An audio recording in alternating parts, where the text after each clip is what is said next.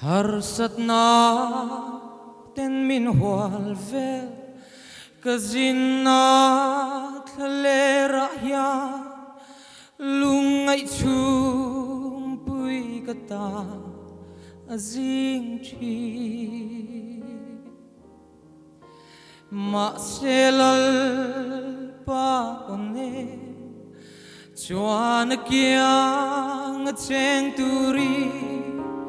min so local ro min ti ka lo ho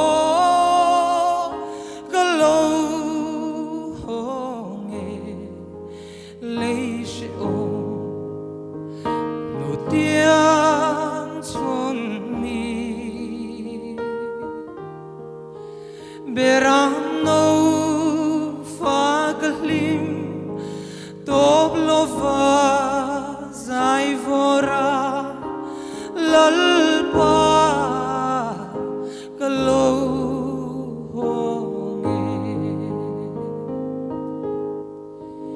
lungain beidong ila klem na ten min sing lain thim zinga thu in ko har takin ma se song na omoi chu thin la ya a chang reng chi ne local ro min ti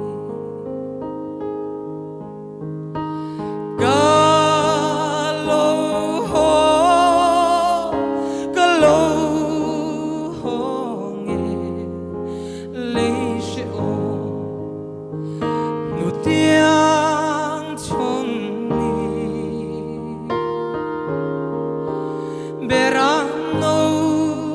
fa kalim top lova zai vora lalpa kalo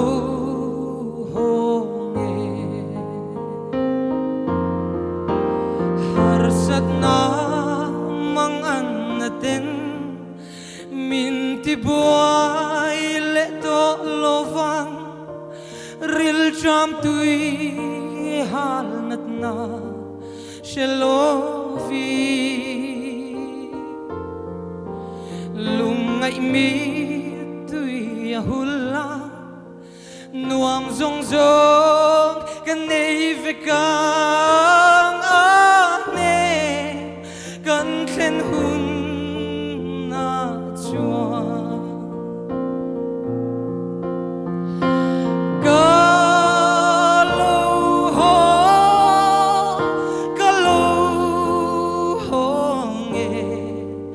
lấy sẽ ôm